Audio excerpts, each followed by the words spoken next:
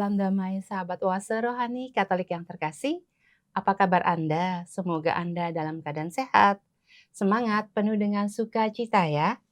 Buah mangga, buah alpukat, buah pinang dibelah-belah. Kerajaan Allah itu seperti pukat yang jaring semua ikan lalu dipilah. Senang sekali saya Katarina Utami dapat kembali hadir menjumpai Anda dalam acara Oase Rohani Katolik.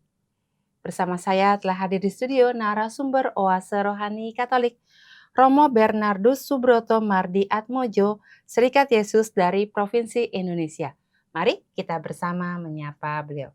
Romo Mardi, apa kabar Romo? Baik, terima kasih. Saya senang boleh berjumpa kembali dengan para sahabat kita.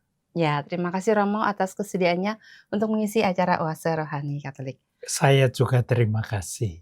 Baiklah, sahabat Oase Rohani Katolik yang terkasih, kita akan awali acara hari ini dengan doa. Dalam nama Bapa dan Putra dan Roh Kudus. Amin.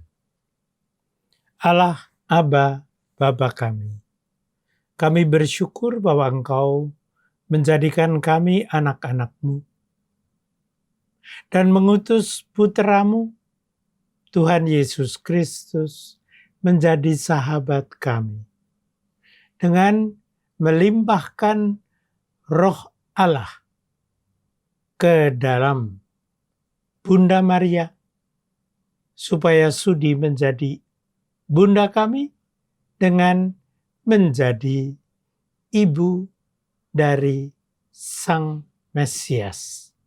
Oleh sebab itu, perkenankanlah kami mempercayakan percakapan kami pada hari ini untuk mendapat berkat dari Tritunggal yang Maha Kudus, dalam nama Bapa dan Putra dan Roh Kudus. Amin. Sahabat Oase Rohani Katolik yang terkasih, bacaan pertama hari ini dari Kitab Keluaran. Tentang hal ikhwal kemah suci, Musa melakukan semuanya secara tepat, seperti yang diperintahkan Tuhan kepadanya. Dan terjadilah dalam bulan pertama tahun kedua, pada tanggal 1 bulan itu, didirikanlah kemah suci. Beginilah Musa mendirikan kemah suci itu. Ia memasang alas-alasnya, menyusun papan-papannya, memasang kayu-kayu lintang dan mendirikan tiang-tiangnya. Kemudian ia membentangkan atap kemah yang menudungi kemah suci dan meletakkan tudung kemah di atasnya, seperti diperintahkan Tuhan kepadanya. Lalu awan menutupi kemah pertemuan dan kemuliaan Tuhan memenuhi kemah suci, sehingga Musa tidak dapat memasuki kemah pertemuan, sebab awan itu hinggap di atas kemah dan kemuliaan Tuhan memenuhi kemah suci. Setiap kali awan itu naik dari atas kemah suci, berangkatlah orang Israel dari tempat mereka berkemah. Tetapi jika awan itu tidak naik, mereka pun tidak berangkat, sampai hari awan itu naik. Sebab awan Tuhan itu berada di atas kemah suci pada siang hari, dan pada malam hari ada api di dalamnya. Di depan mata seluruh umat Israel, pada setiap tempat mereka berkemah. Demikianlah sabda Tuhan. Syukur kepada Allah. Marilah kita tanggapi dengan mazmur tanggapan refren, betapa menyenangkan tempat kediaman-Mu, ya Tuhan semesta alam. Betapa menyenangkan tempat kediaman-Mu, ya Tuhan semesta alam. Jiwaku merana karena merindukan pelataran rumah Tuhan. Jiwa dan ragaku bersorak-sorai kepada Allah yang hidup. Betapa menyenangkan tempat kediaman-Mu, ya Tuhan semesta alam. Bahkan burung pipit mendapat tempat dan burung layang-layang mendapat sebuah sarang, tempat mereka menaruh anak-anaknya pada mezbah-mezbah-Mu, ya Tuhan semesta alam, ya Rajaku dan Allahku. Betapa menyenangkan tempat kediaman-Mu, ya Tuhan semesta alam. Berbahagialah orang yang diam di rumahmu, yang memuji-muji engkau tanpa henti. Berbahagialah para peziarah yang mendapat kekuatan daripadamu. Langkah mereka makin lama, makin tinggi. Betapa menyenangkan tempat kediaman-Mu, ya Tuhan semesta alam. Sebab lebih baik 1 hari di pelataranmu daripada 1000 hari di tempat lain. Lebih baik berdiri di ambang pintu rumah Allahku daripada diam di kemah-kemah orang fasik. Betapa menyenangkan tempat kediaman-Mu, ya Tuhan semesta alam. Sahabat Oase Rohani Katolik yang terkasih, marilah kita siapkan hati dan pikiran kita, karena sebentar lagi kita akan mendengarkan bacaan Injil. Haleluya! Haleluya! Tuhan, bukalah hati kami, supaya kami memperhatikan sabda Putra-Mu. Haleluya! Tuhan bersamamu. Dan bersama rohmu, Kita dengarkan Injil Yesus Kristus menurut Matius. dimuliakanlah Tuhan. Sekali peristiwa, Yesus bersabda kepada orang banyak, "Hal kerajaan surga itu seumpama pukat yang dilabuhkan di laut, lalu mengumpulkan berbagai jenis ikan. Setelah penuh, pukat itu pun diseret orang ke pantai, lalu mereka duduk dan dipilihlah ikan-ikan itu. Ikan yang baik dikumpulkan ke dalam pasu, yang buruk dibuang. Demikianlah juga pada akhir zaman. Malaikat-malaikat akan datang, memisahkan orang jahat dari orang benar. Yang jahat lalu mereka campakkan ke dalam dapur api. Di sana ada ratapan dan kertak gigi. Mengertikah kalian akan segala hal ini?" Orang menjawab, "Ya, kami mengerti." Maka berkatalah Yesus kepada mereka, "Karena itu, setiap ahli Taurat yang menerima pelajaran Allah mengenai kerajaannya seumpama seorang tuan rumah yang mengeluarkan harta yang baru dan yang lama dari perbendaharaannya. Setelah selesai menyampaikan perumpamaan itu, Yesus pergi dari sana. Demikianlah sabda Tuhan. Terpujilah Kristus. Sahabat Oase Rohani Katolik yang terkasih, setelah kita mendengarkan bacaan liturgi pada hari ini, mari kita dengarkan permenungan yang akan disampaikan oleh Romo Mardi. Ya, Romo, hari ini merupakan hari perayaan wajib Santo Ignatius dari Loyola. Nah, ini Romo bisa menceritakan secara singkat mengapa hari ini dirayakan sebagai perayaan wajib Santo Ignatius dari Loyola nih, Romo. Santo Loyola, lengkapnya Santo Ignatius dari Loyola, adalah seseorang yang dihormati oleh sejumlah warga umat Katolik di dunia. Apakah beliau ini merupakan tokoh dari mana, kalangan apa gitu, Romo? Santo Ignatius dari Loyola adalah seseorang yang berasal dari daerah Basque di Spanyol Utara. Jadi merupakan kelahiran Spanyol ini, Romo. Orang kelahiran Spanyol. Dia adalah seseorang yang menurut model mereka memang mempunyai kedudukan di kalangan masyarakat, Mhm. tetapi kemudian Mhm. pada usia remaja, Mhm. ia oleh orang tuanya Mhm. dimohonkan yang disebut berkat untuk menjadi orang yang memberi perhatian kepada Tuhan Allah.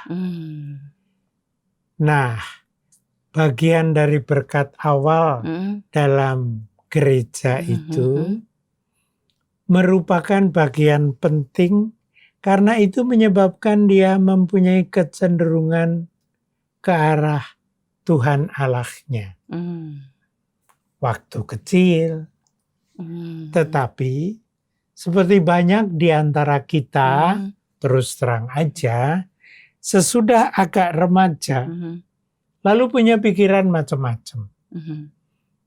Dan ingin ini dan itu. Kita tahu, yang SD, yang SMP, yang SMA, lalu ingin mempunyai kedudukan tinggi. Mau jadi menteri, mau jadi tokoh besar, dan sebagainya. Nah, Ignatius Inigo panggilannya dari Loyola ini, dia ingin mendapat kedudukan tinggi. Misalnya, banyak di antara kita mungkin waktu kecil pengen jadi jenderal, pengen jadi orang yang berkedudukan dalam masyarakat. Nah, demikian pula Inigo dari Loyola pengen jadi pegawai tinggi di istana tidak jauh dari tempat tinggalnya. Maka dia bergabung. Caranya bergabung menjadi tentara. Kalau dapat tentara, dapat kedudukan dalam tentara, maka dihormati. Kalau salah satu bentuk dihormati adalah mempunyai senjata. Pada zaman itu jadi kalau seorang masuk ke dalam ketentaraan itu adalah sesuatu yang terhormat ini. Benar. Sekarang juga lah banyak yang merasa terhormat. Dan salah satu bentuk terhormat adalah dikagumi. Siapa yang mengagumi kalau orang jagoan seperti itu? Hanya ibu-ibu dan putri-putri. Maka Ignatius juga senang dikagumi ibu-ibu, putri-putri, dan mempunyai banyak teman, terutama temen tentu saja. Dan itu menyebabkan dia gembira dan makin lama makin berusaha untuk diakui, dikagumi, dan akhirnya menjadi perwira tinggi. Tercapai nih cita-citanya ya. Iya, menurut awalnya.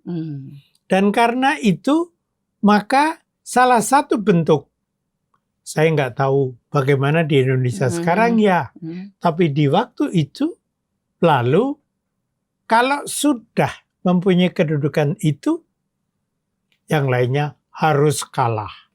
Supaya bisa kalah, lalu harus dilawan. Lalu harus ada pertengkaran, perselisihan. Salah satu yang terjadi pada waktu itu adalah bahwa Inigo lalu berhadapan dengan orang-orang Perancis.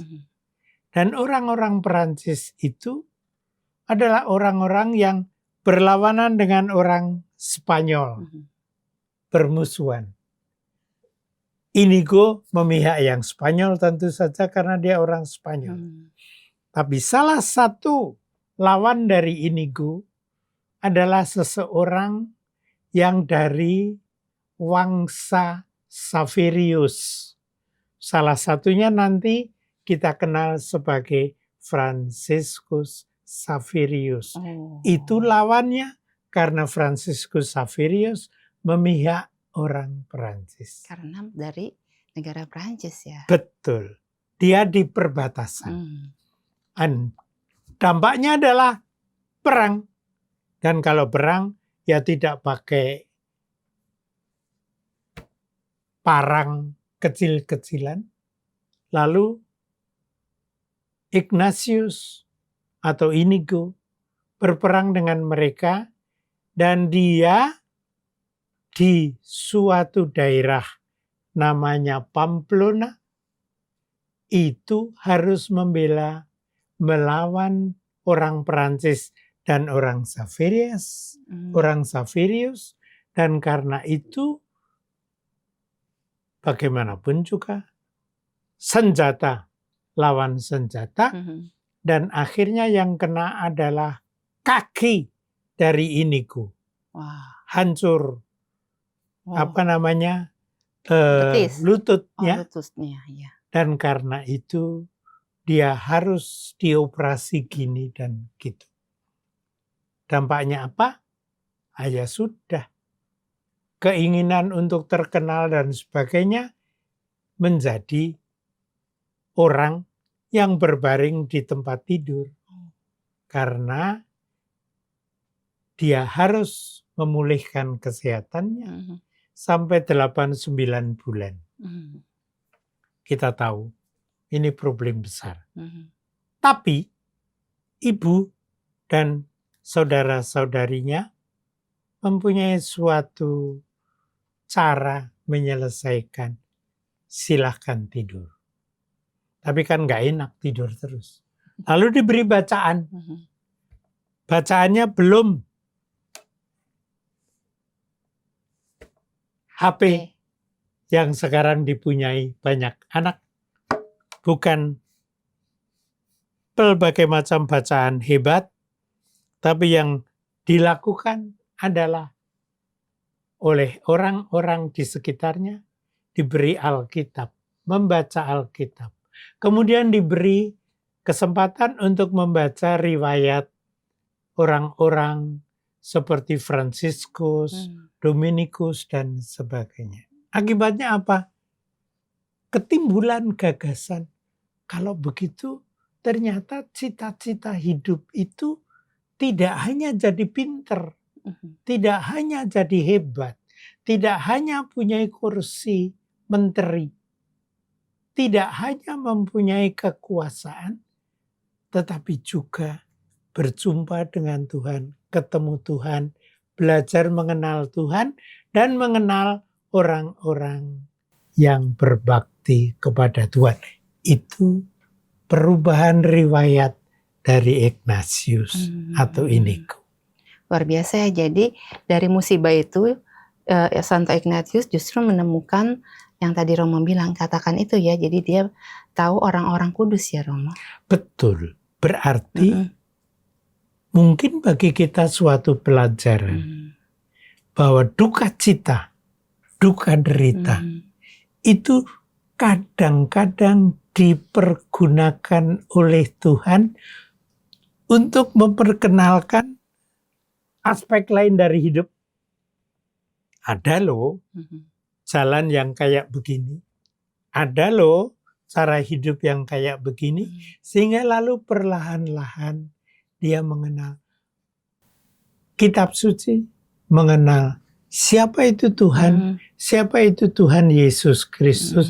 Dan salah satu yang sangat dikenal oleh Ignatius adalah Tuhan Yesus. Menurut Yohanes bab 15 ayat 15, mau menjadikan Ignatius dan kita semua sebagai sahabat. Sahabat dalam bahasa Latin, socius. Maka Ignatius merasa menjadi sociusnya Yesus. Sehingga dia mengumpulkan teman-temannya untuk merenungkan undangan atau panggilan dari Tuhan untuk menjadi socius Yesus. Oh, karena itu Ignatius Loyola ini adalah sebagai pendiri Yesuit ya, Romo? Iya, tapi pelan-pelan. Oh, iya. Supaya dia mengenal Yesus dengan baik, Susius Yesu, itu ternyata tidak cukup. Dia harus mempelajari, bukan hanya mempelajari dari HP, karena waktu itu belum ada HP, tetapi belajar dari bacaan tadi, dan kemudian dia diajak oleh teman-temannya untuk belajar ini dan itu, dan akhirnya pergi ke Paris, Oh. yaitu ibu kota Perancis. Di sana dia belajar sedikit demi sedikit, ya filsafat, ya teologi, mengenal sebetulnya manusia itu diciptakan Tuhan untuk apa, dan kemudian belajar bagaimana. Akhirnya dia mempelajari iman itu apa. Salah satu yang menguntungkan adalah bahwa dia mendapat pondokan bersama seseorang yang pernah jadi musuhnya, yaitu Franciscus Xaverius. Wah, luar biasa nih, Mo. Jadi dia satu pondok dengan musuhnya yang lama ya? Betul. Dan lalu berdamai, dan lalu belajar satu sama lain. Ada teman lain yang namanya Pierre Favre. Itu seorang mahasiswa serumah, sepondokan. Dan lalu akhirnya mereka menjadi sahabat. Apa itu sahabat dalam bahasa Latin? Socius. Nah, Socius Yesu, sehingga lalu mereka menjadi suatu kelompok, mendirikan yang disebut kelompok sahabat-sahabat Yesus. Disingkat SY. Oh, jadi Serikat Yesus itu awal mulanya dari sini ya, Romo? Dari situ, dari 3 orang nanti akhirnya berkembang menjadi 10 orang dari berbagai macam bangsa di sekitar mereka. Intisarinya adalah mau mengenal Yesus, sang sahabat. Mau mengenal berbagai macam orang yang rasa-rasanya pengen jadi sahabat Yesus. Sehingga terjadilah keluarga, komunitas, sosietas Yesus. Itulah yang kemudian tumbuh dan berkembang dan akhirnya menjadi bagian dari gereja serta diberkati oleh Allah dengan diberkahi oleh Sri Paus menjadi Serikat Yesus, suatu kelompok biarawan dalam gereja Katolik yang berbakti kepada Yesus yang mengangkatnya menjadi sahabat, menjadi satu persekutuan, paguyuban, namanya Serikat Yesus. Sampai hari ini ya? Sampai hari ini.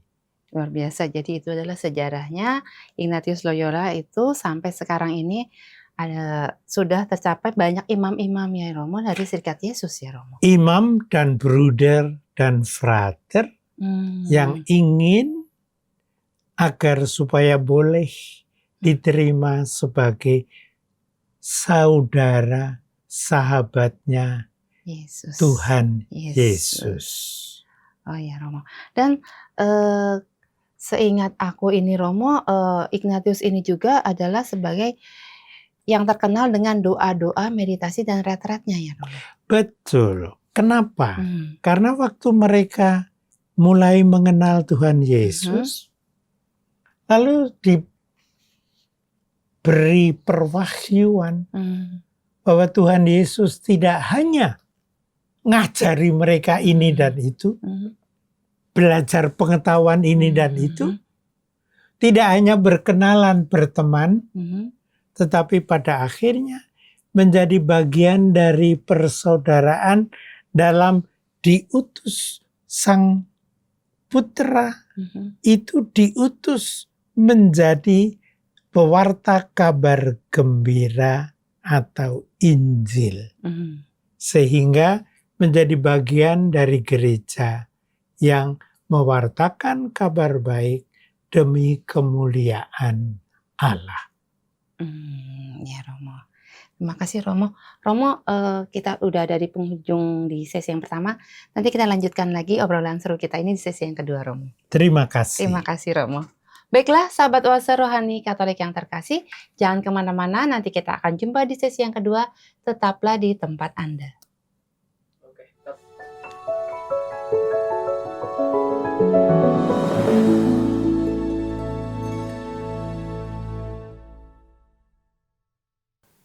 Salam jumpa sahabat Oase Rohani Katolik yang terkasih. Terima kasih Anda masih bersama dengan kami, Oase Rohani Katolik sesi yang kedua. Masih bersama dengan Romo Bernardus Subroto Mardi Atmojo Serikat Yesus dan saya Katerina Utami. Bagi Anda yang ingin mengirimkan saran atau Anda ingin sharing iman, Anda dapat langsung menghubungi alamat email kami orkkaj2021@gmail.com atau langsung ke nomor telepon kami 0881 0251 33438. Sekarang kita lanjutkan permenungan kita di sesi yang kedua ini. Ya Romo, tadi kita sudah membahas mengenai Santo Ignatius dari Loyola. Sekarang kita lanjutkan di bacaan Injil hari ini dari Injil Matius, Romo, mengenai pukat ini, Romo. Mengenai Injil, dikatakan mengenai kerajaan surga seumpama pukat yang dilabuhkan di laut. Itu adalah keutamaan yang dipegang teguh oleh Santo Ignatius. Dan kita bersyukur bahwa hari ini kita duduk di sini bersama dengan seseorang yang namanya Utami. Utami adalah kata halus dalam bahasa Jawa untuk keutamaan. Dan Amin. Amin ya. Ya, amin. Dan karena itu bajunya merah supaya bisa membara, membawa kita semakin dekat dengan Tuhan. Itu berkaitan dengan yang pada babak pertama kita bicarakan, yaitu Yesus yang membuat murid-muridnya membara. Nih, merah. Keutamaan yang ingin dinyalakan oleh Tuhan Yesus adalah kamu sekarang bukan sahabat yang sepele, bukan hamba yang ikut-ikutan saja, tetapi sahabat yang sungguh mengenal saya, yaitu Tuhan Yesus. Ya Romo. Kalau kamu sahabat saya, begitu Tuhan Yesus mengatakan, seperti dikatakan kepada Petrus dan kawan-kawannya, jadilah gembala dari domba-dombaku. Kata lain yang dipakai oleh Tuhan Yesus adalah kumpulkanlah ikan-ikan di laut seperti pukat yang mengumpulkan semua orang yang mau menjadi anak-anak Allah, sahabat-sahabat Yesus. Dan itu mengumpulkan dari berbagai jenis ikan. Lalu pada akhirnya dipersatukan. Coba, mari kita lihat. Berapa jumlah orang yang dikenal Yesus? Mulai dengan hanya Andreas, seorang saja. Kemudian Andreas ngajak Simon, Yohanes, dan sebagainya. Dan akhirnya dia mengajar banyak orang. Ntar dulu. Banyak juga orang yang benci pada Yesus. Bahkan ada yang akhirnya mau membunuh dia dengan disalib. Dengan demikian, pengutusan Yesus untuk mewartakan cinta Tuhan Allah itu ternyata mendapat hambatan dari lawan-lawannya. Tapi Yesus maju terus nih, Romo. Yesus maju terus. Karena merah tadi membara. Sama Karena Romo juga Garuda nih, Romo. cinta kasih Allah. Sehingga dengan demikian, para sahabat yang terkasih, jangan lupa. Banyak duka cita, banyak duka derita, tidak sedikit kesulitan, tetapi para murid Yesus, ya yang 3, ya yang 12, ya yang 70, dan yang sekian ribu orang, akhirnya bergabung menjadi yang disebut persekutuan, disebut mempelai Kristus, gereja yang dipersatukan. Kenapa disebut soal mempelai? Karena erat berkaitan dengan cinta kasih. Dipersatukan bukan karena harus, bukan karena wajib, bukan. Tapi karena cinta kasih. Maka salah satu yang sangat terkenal dalam ucapan Yesus, waktu disalib, dia berkata kepada Bunda Maria yang berdiri bersama dengan Yohanes, itu anakmu. Dan kepada mereka itu dikatakan juga, itu ibumu. Suatu ungkapan yang menunjukkan ibu dan anak adalah ungkapan cinta kasih. Menjadi satu kesatuan, dan yang bagi saya sangat mengagumkan, bahkan disalib, sangat berduka cita, ada seorang yang juga dihukum disalib, namanya Dismas, bertobat dan lalu mengatakan kepada Tuhan Yesus, boleh dong aku ikut. Dan lalu Tuhan Yesus mengatakan, ya hari ini kamu ikut selamat. Yang penting di situ adalah Tuhan Yesus mengajak kita untuk bersama-sama menyelamatkan satu sama lain, untuk kemudian dibawa menghadap kepada Allah Bapa di surga. Maka Anda pasti ingat semua, para saudari-saudara yang ada di rumah. Bisa jadi sekian abad yang lalu, leluhurmu dipanggil Tuhan. Namanya dipanggil Tuhan.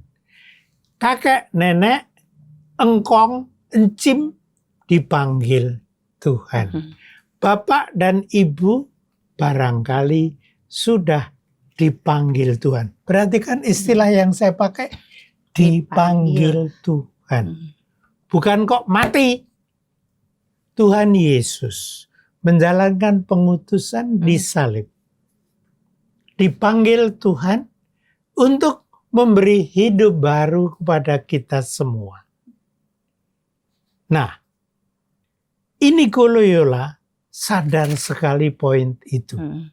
Bahwa kita semua dipanggil untuk menjadi satu. Dan malaikat-malaikat akan datang memisahkan orang jahat dari orang benar. Itulah pelajaran yang kemudian oleh Santo Ignatius dari Loyola diajarkan kepada murid-muridnya, yaitu memisahkan yang jahat dari yang benar. Dalam serikat Yesus, yang diajarkan oleh Ignatius adalah berlatih untuk memahami Allah menghendaki apa. Dan kadang-kadang kembang yang diberikan oleh Allah kepada manusia dipasang sembarangan. Bukan bagus seperti begini, tapi kadang-kadang jelek. Maka dari itu, di dekat rumah saya ada suatu daerah namanya Kampung Ambon. Di antara anak-anak di Kampung Ambon ada yang baik, ada yang jelek. Ada yang kurus, ada yang gemuk. Ada yang baik hati sekali, ada yang nakal sekali. Demikian pula murid-murid Tuhan Yesus perlu kadang-kadang dipilah-pilah. Tindakan kadang-kadang perlu dipilah dan dipilih. Salah satu bentuk pemilihan dan pemilihan adalah bahwa kemudian ada yang ikut dengan Tuhan, ada yang tidak mau ikut dengan Tuhan. Kita lihat dari 12 murid, ada yang nakal. Satu itu, Romo. Ya, dan lalu barangkali dalam perjalanan waktu juga ada yang nakal dan ada yang baik sekali. Oleh sebab itu, lalu dikatakan, malaikat-malaikat akan datang memisahkan orang jahat dari orang benar. Itu dalam Injil dikatakan. Yang jahat lalu mereka campakkan ke dalam api. Tetapi kemudian Yesus menyelamatkan yang sungguh-sungguh mau ikut dalam pengutusan Yesus karena Bapa menghendaki kita mewartakan belas kasih Allah. Cinta kasih-Nya disebarkan kepada seluruh dunia, siapapun juga. Kisah yang diceritakan dalam peristiwa yang disebut saudara-saudara kita mengadakan Konsili Vatikan II, mengingat bahwa Allah mau menyelamatkan semua orang. Dan keselamatan itu perlu dipilah dan dipilih. Dalam hati kita juga diajarkan oleh Santo Ignatius bisa memilah-milah dan memilih-pilih. Jangan sembarangan diambil begitu saja. Tetapi coba dipilah, dipilih, direnungkan. Untuk itu kadang-kadang perlu renungan. Menjelang tidur malam, kita merenungkan apa yang hari ini sudah kita lakukan dengan baik. Jadi harus menyediakan waktu ini, Romo. Menyediakan waktu. Dan memakai cara. Memilah dan memilih. Memilah-milah apa yang baik dipersembahkan kepada Tuhan. Memilih apa yang sungguh-sungguh baik dipersembahkan sebagai bagian dari jawab kita, kok Tuhan mau menjadi sahabat kita. Apa yang bisa kita lakukan supaya kita pantas menjadi sahabat Tuhan Yesus untuk diutus dalam karya penyelamatan dimanapun juga Tuhan menyelamatkan kita. Itulah panggilan yang oleh Santo Ignatius diajarkan kepada kita-kita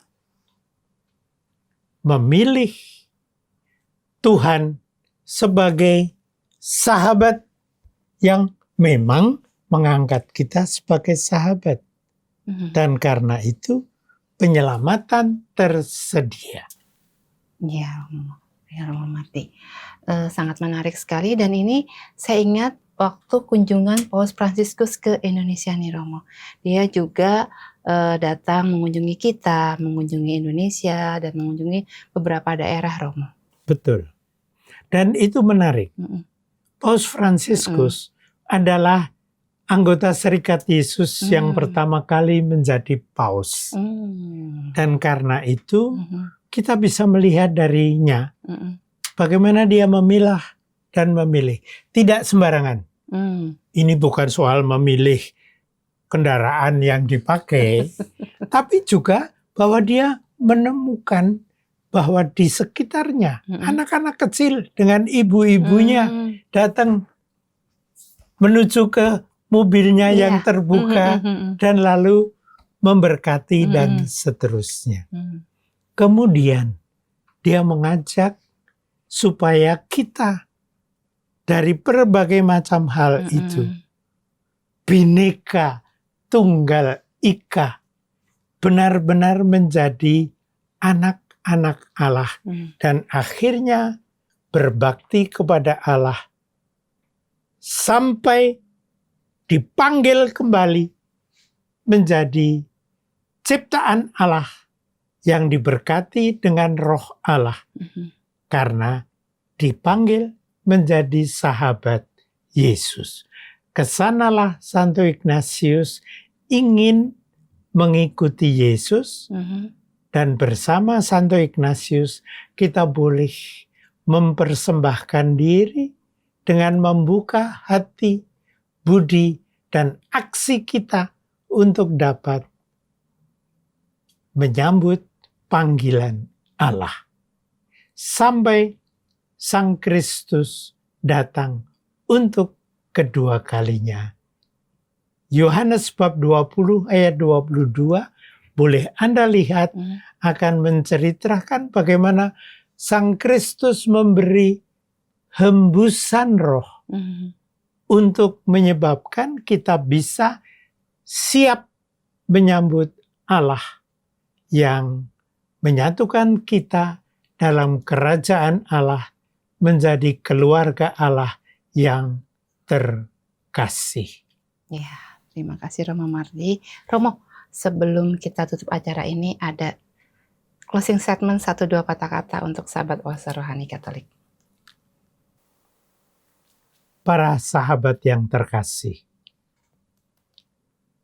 kita didatangi oleh Sang Putra karena diutus Bapa membersihkan dosa. Poinnya bukan dosa, tetapi poinnya adalah kasih Allah yang berbelas kasih kepada kita, dan itu dilimpahkan sedemikian sehingga lalu dosa tersisih. Marilah kita bersyukur bahwa Sang Putra mau jadi sahabat kita, bahwa kita mau dijadikan persahabatan, sosietas dalam Yesus yang terkasih. Kenapa? Karena Roh Kudus melimpah kepada Bunda Maria menjawab ya kepada panggilan Allah. Marilah kita juga bersama dengan Bunda Maria, bersama dengan Santo Yohanes dan Ignatius dari Loyola, menjawab ya kepada panggilan Tuhan yang mengasihi kita seutuhnya, sepenuhnya. Amin. Amin. Terima kasih Romo untuk permenungannya di hari ini. Semoga sahabat Oase Rohani Katolik yang mendengarkan hari ini menjadi semangat terinspirasi untuk menjadi sahabat-sahabat Yesus. Mudah-mudahan. Ya, terima kasih Romo. Kita mempercayakan kepada kasih Allah. Amin. Baiklah sahabat Oase Rohani Katolik yang terkasih, kita akan tutup acara hari ini dengan doa dan berkat kasih karunia Allah melalui Romo Mardi. Dalam nama Bapa dan Putra dan Roh Kudus. Amin. Allah, Aba, Bapa kami bersyukur bahwa Engkau memberikan Putramu menjadi sahabat kami, dan karena itu membagikan persahabatan kepada sekian banyak orang, menjadi satu persaudaraan dan persekutuan. Berkatilah kami dengan naungan Roh Kudus-Mu yang mempersatukan kami satu hati dalam Yesus Kristus utusan-Mu, dalam nama Bapa dan Putra dan Roh Kudus. Amin. Baiklah sahabat Oase Rohani Katolik yang terkasih, demikianlah acara kita pada hari ini. Semoga apa yang telah disampaikan oleh Romo Mardi dapat menambah semangat bagi kita untuk pantas dan layak menjadi sahabat-sahabat Yesus. Akhir kata kami berdua, Romo Bernardus Subroto Mardi Atmojo SY, dan saya Katerina Utami pamit undur diri. Sampai jumpa pada edisi Oase Rohani Katolik berikutnya. Sampai jumpa dalam berkat Allah.